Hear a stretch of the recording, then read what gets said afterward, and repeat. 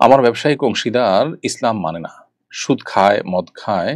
আমি ব্যবসা ছাড়তে চাই, কিন্তু সে বলছে শর্ত ভাঙলে ক্ষতিপূরণ দিতে হবে। এরকম পরিস্থিতিতে আমার করণীয় কি? ফাসিক ব্যক্তির সঙ্গে অংশীদারের ভিত্তিতে ব্যবসা করার কারণে আমি গুনাহগার হচ্ছি কিনা? ব্যক্তি ফাসেক হলেও তার সাথে ব্যবসা করাটা শরীয়ত দৃষ্টিকোণ থেকে নিষিদ্ধ নয়। আপনি যে ব্যবসা করছেন সে ব্যবসার পলিসি কি? কিসের ব্যবসা করছেন? সেখানে কোনো হারাম বিষয় আছে কিনা? এটা হলো মুখ্য বিষয়। আপনার তার সাথে করা ব্যবসাটা যদি বেসিক্যালি বৈধ ব্যবসা হয়, বৈধ কোনো কাজ হয় এবং সেখানে পলিসিগত কোনো বিষয় যদি শরিয়ার সাথে সাংঘর্ষিক কোনো বিষয় না হয়, তাহলে সেক্ষেত্রে তার সাথে ব্যবসা করাতে কোনো শরিয়ার দৃষ্টিকোণ থেকে আপনার জন্য গুনাহের বিষয় নয়। এবং আ এ এ তার এরকম ব্যবসা ভেঙে ফেলাও তার সাথে আপনার জন্য আবশ্যক নয়। মাহবুব আমিন আপনি লিখেছেন, আমার বোন খ্রিস্টান মিশনারি নার্সিং কলেজে পড়াশোনা করে। এজন্য অনেকেই বলছে সে নাকি খ্রিস্টান হয়ে যাবে। এ ধরনের কথা বলা জায়েজ আছে কিনা? খ্রিস্টান মিশনারি নার্সিং কলেজে পড়া বা খ্রিস্টানদের ধর্মীয় কোনো শিক্ষা প্রতিষ্ঠানে পড়া, এটা মৌলিকভাবে কোনো ঈমান বিধ্বংসী বা ইসলাম থেকে খারিজ করার মতো কোনো বিষয় নয়। বিধায় আপনার বোন সেখানে পড়লেই যে ইসলাম থেকে খারিজ হয়ে যাবে, এরকমটি বলা সঠিক নয়। তবে সেই সাথে আ এও আমাদের মাথায় রাখতে হবে যে এ ধরনের প্রতিষ্ঠানে যদি কেউ পড়াশোনা করে, তাহলে সেক্ষেত্রে অনেক সময় প্রতিষ্ঠানগুলো আ সুকৌশলে শিক্ষার্থীদের মধ্যে তাদের চিন্তা চেতনা, তাদের ধর্মীয় বিষয়গুলোকে তারা অনুপ্রবেশ ঘটানোর চেষ্টা করে। অতএব সেখান থেকে আপনার বোনকে সতর্ক রাখতে হবে এবং এক্সট্রা কেয়ার করতে হবে যে সেরকম কোনো বিষয় যেন না ঘটে। অর্থাৎ তিনি যদি তার ঈমানকে সেভ করতে পারেন, ঈমানকে যেন হেফাজত করতে পারেন, সে বিষয়টি তাকে নিশ্চিত করে তারপর সেখানে তিনি পড়াশোনা করতে চাইলে সেটা আসলে দৃষ্টিকোণ থেকে জায়েজ হতে পারে।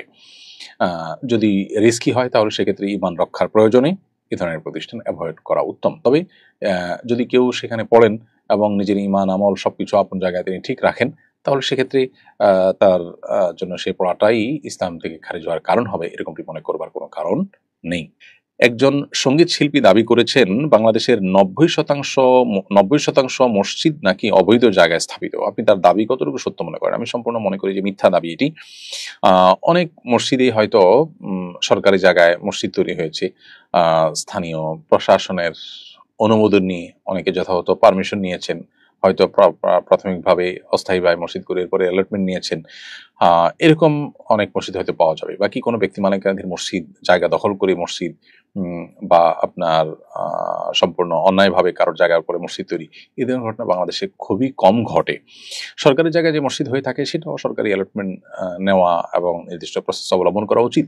দখল করে বা সেখানে মসজিদ করে নিয়ে তারপরে অ্যালটমেন্টের জন্য চাপ দেওয়া এবং সিন ক্রিয়েট করা এবং ধর্মীয় প্রতিষ্ঠানের কারণে অ্যালটমেন্ট দিতে বাধ্য করা, সেটাও অনুচিত কাজ। আ একটি মুসলিম প্রধান দেশে মুসলিমদের জন্য নামাজের ব্যবস্থা করা যেরকম রাষ্ট্রের কর্তব্য, আবার একইভাবে নাগরিকেরও কর্তব্য যে রাষ্ট্রের সম্পদ যেখানে সেখানে আপনার মসজিদ নির্মাণ করে সেটাকে অ্যালটমেন্ট নেওয়ার জন্য আপনার বিভিন্ন রকমের সিন ক্রিয়েট করা, বিভিন্ন রকমের পরিবেশ তৈরি করা, সেটাও অনুচিত কাজ।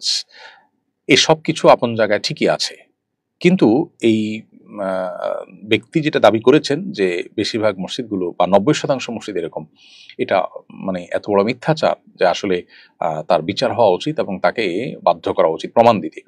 তিনি যদি প্রমাণ দিতে না পারেন তাহলে সেক্ষেত্রে তার বিরুদ্ধে মামলা হওয়া উচিত যে তিনি এত বড় একটা জঘন্য কথা কিভাবে বললেন। আ আমরা যেখানে বসবাস করি আমাদের আশপাশের ১০ টা মসজিদকে আমরা যদি খোঁজ খবর নেই তাহলে এই ১০ টা মসজিদের ৯ টাই অবৈধ জায়গায় তৈরি হয়েছে এরকমটি আ কেউ কি আমরা জানি? কেউ কি আমরা মানে এরকমটি বাস্তবতায় দেখি? আ আমার মনে হয় যে এই ব্যক্তি ইসলাম এবং মুসলিমদের প্রতি বিদ্বেষ পোষণ করেন। ইসলাম বিদ্বেষীদের দেশে চলে যাওয়া উচিত। এটা ইসলাম বিদ্বেষীদের দেশ না, এটা ইসলাম প্রেমীদের দেশ।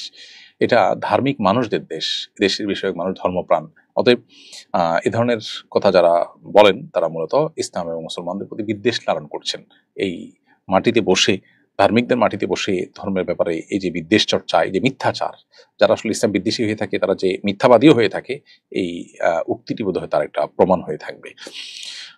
খুবই বিচ্ছিন্ন কিছু মসজিদ হতে পারে যে অন্যায়ভাবে গড়ে উঠেছে, সেগুলোর বিরুদ্ধে আমরাও কথা বলি। কিন্তু তাই বলে আপনার ৯০ ভাগ আ উম আপনার মসজিদকে এভাবে অবৈধ জায়গায় গড়ে ওঠার কথা বলাটা, এটা আমার মনে হয় তার বিবেককে জিজ্ঞাসা করলেও তার বিবেকও তাকে বলবে যে তিনি মিথ্যাবাদী।